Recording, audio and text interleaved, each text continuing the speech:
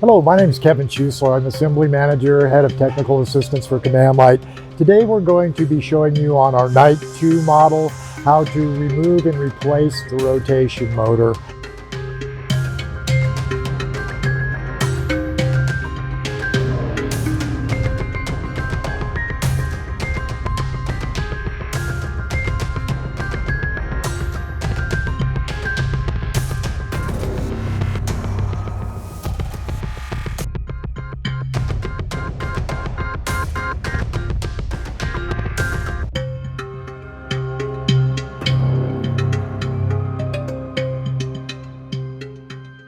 The first thing you want to do is remove the screws. You'll find 5 on each side, and these will give you access to the inside of the mid plate.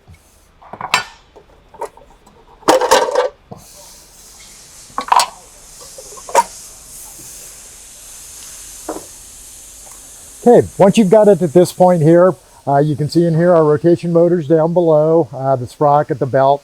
Basically, this is what allows this light to rotate. On this small sprocket, there will be a couple of set screws in here. You'll want to get these done before you loosen anything up, because as you loosen these mounting screws, that sprocket and the motor will drop down and you won't have as good access. So you don't have to take these clear out, but just bring them out a pretty good distance there. Then you'll go ahead and rotate around till you get to the second one. This will allow you to remove the sprocket once we get the tension off the belt. So then the next thing you want to do are these 3 motor mount screws. I've got those nice and loose there. So I'll go ahead and knock this motor loose a little bit just to make sure she's traveling.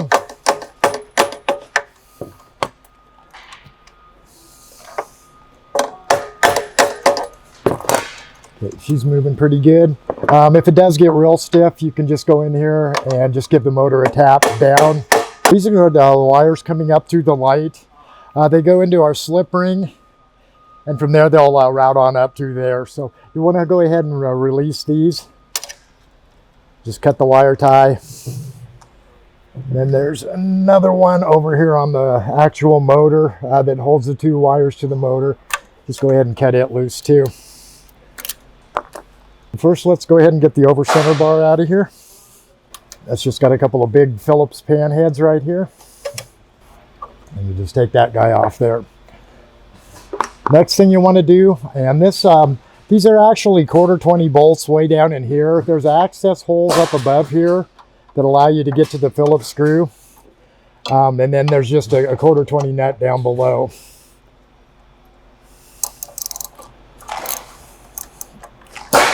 I'll go ahead and break all of these guys loose. What that does is that basically frees this entire motor mount. Okay, now we've got that all free in there. Now you'll go ahead and completely take the motor out. So you just finish taking all 3 of these screws completely out of the motor. But by loosening that, you can go ahead and get that motor clear out of there. So there, I've just completely dropped that. Here's my sprocket. And then the belt's just loose up here. I just kind of get him up over the top of this a little ways just to get him out of the way. There are the 2 wires going to your motor. You can go ahead and pull those off, just remembering where they are. You need to remember the outer one is always the red one, the inner one will always be the brown one. So once you get those out, then your motor can, just by tipping it on its side a little bit, you can weasel him out through here. Voila. There it is. There's your bad rotation motor.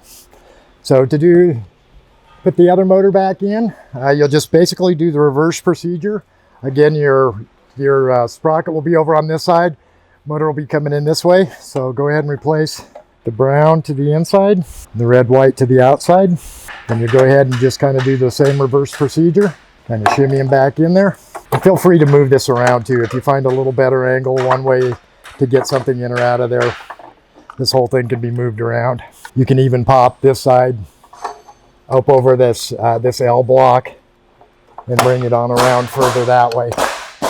So if you just remember this with the motor out this way, the shaft that way is the best way to get it back in here. Then you can just use your pry bar to kind of get the last little bit of that motor on through. There he is. So now he's back up inside of the motor mount. Go ahead and position him. Kind of bring your shaft back up through a little bit. At this point, I like to get one screw back in on him. Doesn't really matter which one, it just kind of holds it in its position so it's not interfering with any of the wires down there. I'll just bring him up a little bit there to hold him in there. At this point here is where I'll usually replace that wire tie that was around the motor. So at this point now, you will go ahead and just get your motor mount bracket back down into its position, making sure you didn't pinch any wires or anything in the process. And I go ahead and get these outer two first. Just go ahead and place them down through the hole, just get a nut started on them. The front two are a little bit more tricky, and it really helps to have a pair of needle nose pliers for this. Just go ahead and get those front two 1/4-20 pan heads down through there. I'll actually kind of stick my hand back in there and just hold those at first, just to make sure I get those nuts started on them. Then they can't come back out. Got all the nuts on the bottom side there. So next thing I'm going to do, I'm going to go ahead and leave that loose here for just a minute. Then I'll go ahead and get my other two motor mount screws in. I'll just go ahead and bring them out. There's a lot of bolt on these, so I'll go ahead and just bring those down till that motor's just about up tight. That just keeps as much clearance from the bottom of the motor to the bottom of the mid plate, and prevents you pinching any wires in there where you can't really see now that the motor's back in there. This in turn will raise that motor up onto this upper bracket here. Not super tight, but just snug. Okay, now she's in there. That motor's not moving. Now I'll go ahead and tighten up these other ones. Then we'll go ahead and replace the over center bar. This one, basically the notch, the cutout, we'll just go over to give clearance for the lift arm on that. Next, go ahead and we'll get this. There is a piece of key stock in here. Just make sure that is still there. Go ahead and line it up with the little notch on the shaft there. Again, if you need to rotate this out of your way. Again, just making sure that your key stock's lined up. You may have to tap this in just a little bit to get it to go down. Again, visually check that your keyways or your key stock's in the keyway. Then we'll go ahead and get this belt back down off of here. The motor slid clear over this way is its closest position, so that's the easiest place to get the belt on. And one little trick I learned too, now that I'm done messing around in all there where all the wires are, if I repower up, what I can do is I can actually use the motor to help me get the belt on. So what you'll do is you'll just rotate. There she is, belt's back on. Okay, again, no more free spin because of the belt now. So I'll go ahead and just make sure that these are nice and loose, that motor's able to travel. Then the last thing you want to do is to go ahead and get these the belt nice and tight. You can tighten the set screws at any point. I usually like to do it at the end. And what you'll do is you'll go ahead and rotate around.